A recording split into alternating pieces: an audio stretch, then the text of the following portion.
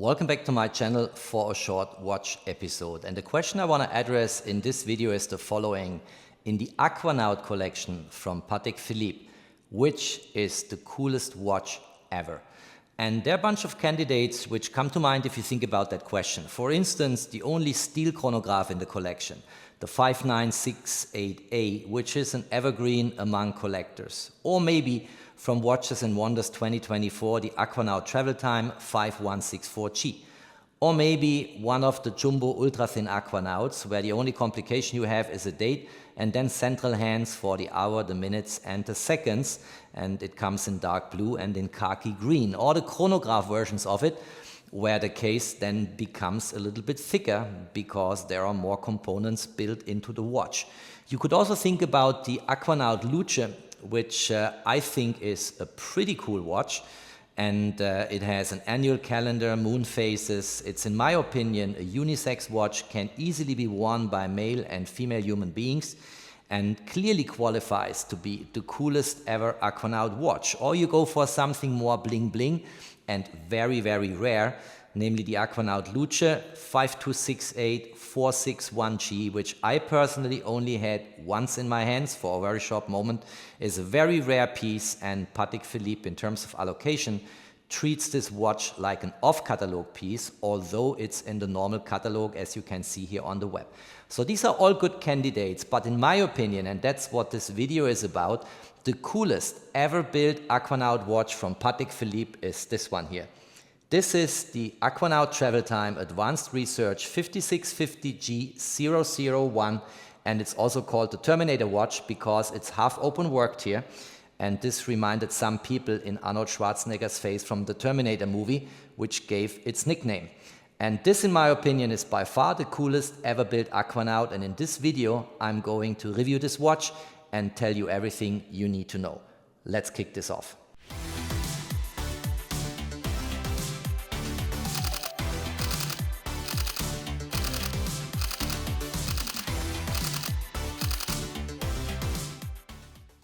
Let's get some quick housekeeping behind us. First of all, I do not own this watch. It's not my watch. It's here because someone I know very well and who is a passionate watch collector allows me to have it for a couple of hours to get these video clips done. Second, if you have not yet subscribed to my channel, please do so, subscribe, hit the notification bell, stay tuned on my content, share my videos, and help me to grow my community and my channel here. And now let's go right into the topic. How does this watch work? Let me quickly explain. First of all, we have a date complication at 6 o'clock.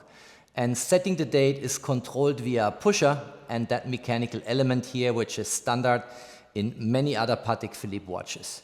Then we have an hour hand, a minute hand, and a second hand. And we have at 3 o'clock day and night indication for home time, and at 9 o'clock a day and night indication for local time. The local time is controlled by the local hour hand, which is what you currently see. It's the solid hour hand, which is currently pointing at 2 o'clock. But beneath that hour hand is a skeletonized second hour hand for the home time. And if I use now these pushers with the mechanics, as you can see it here in the halfway open work dial, I can move the local time hour hand with a push backwards and also forward. And the skeletonized hour hand stays where it was before, and that is my home time. And if I move it a little further, you see again the home night and day indication, which is white. So we are currently at 2 o'clock daytime at home. But if I want to have my local time, let's say 6 hours ahead, I move them with the pusher. And then you see, let's move a little bit further, that the local day and night indication at 9 o'clock is now black. So we moved into the night with the local hour hand. Let's move it back. And then day and night indications at 9 o'clock and 3 o'clock go in sync again. So this is a very, very useful complication for travelers, frequent travelers, people who have different time zones frequently and regularly, because they always know their home time with the skeletonized hand here, and they always control day and night indication at the local time with the local hour hand, which is solid with loom on it, and in this way can very quickly change the time to their convenience. So in one or the other way, you could call this, in Rolex terminology, a GMT master, right? But the way it is set is so much more convenient. Now the specialty here really is that it is open worked, and I come to some technical specifications of the watch in a moment, because it's not only that they made a spare out in the dial to provide a look into the mechanical elements and components here, they also significantly improved the movement of the watch, which I want to share in a moment. But for the time being, enjoy to see how these hour hand pushers work for the local time.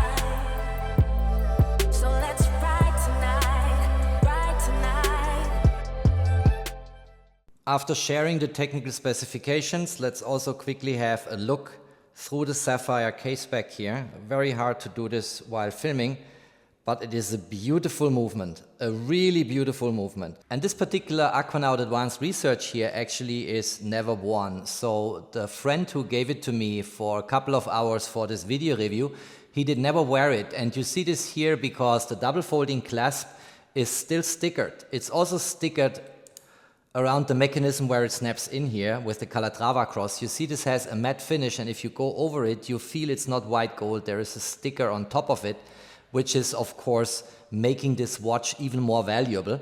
And you also have here a stamp saying AU 750, which means 18 karat white gold. So it's a beautiful watch. It's never worn. My friend has the habit to invest in watches and put it in a safe. I personally have a different philosophy. I think you should buy a watch if you enjoy wearing it, and then you should wear it. And every tiny little scratch or mark you will collect over the years is something that describes your own story. But you know, people have different philosophies. I'm very grateful he gave this watch to me for these 2 hours to make my review here. And if he wants to let it rest in peace in the safe, it's his own decision. This is a free country. And this watch, maybe if it goes up in price again, which is a topic we are covering in a moment, might bring him a better value if it is still stickered. That's the way watch guys call this in the market. What else is interesting about that watch? Well, definitely its gray market value trajectory. This watch came to market in 2017, as I mentioned before, limited to 500 pieces. I think the latest watches were delivered in the first half of 2018, and the retail price was around 59,000 US dollar. And when this watch came to market, there are always some collectors who have a very good standing with Patek Philippe, and they flipped their market immediately for a profit into the gray market. And this watch was heavily flipped into the gray market. And the initial price, I think, was between 200,000 and 300,000, so a 5 to 6 times multiple. During the hype of the watch market around 2022, I think this watch traded sometimes above 700, 800,000. Depending on, you know, the condition and is it a full set with box and papers and all of that. So there was a real hype around that watch. In the last couple of years, pricing came down. If you want to purchase this watch now in the gray market, because it's discontinued, you cannot purchase it in a Patek Philippe boutique, the amount of money you would have to put on the table is between 340,000 and 450,000. If it is a double-sealed watch, maybe a little more, but I'm generally very careful and cautious about so-called double-sealed watches. So a very interesting trajectory, a real hype around that watch. I think this watch deserves to be worn and not sitting in a safe, but I'm repeating myself. All right, let's quickly conclude the video. Why do I think that this is the coolest Aquanaut Patek Philippe watch ever? Well, first of all, it's beautiful. Second, it's highly unique. There are not that many skeletonized or half-open watches in the Patek Philippe lineup. Third, it's super convenient for travelers. The travel time complication, in my opinion, is by far one of the most useful and best complications in the Patek universe. And fourth, it looks beautiful on the wrist. Let me show you again.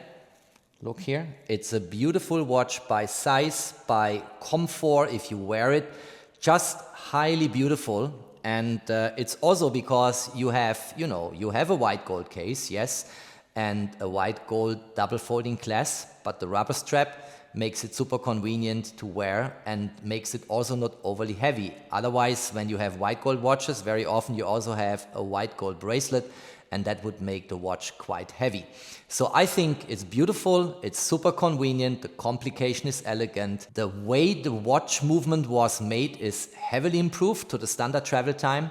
We have this beautiful open-worked dial where we see what's going on the hour hand pushers for the local time.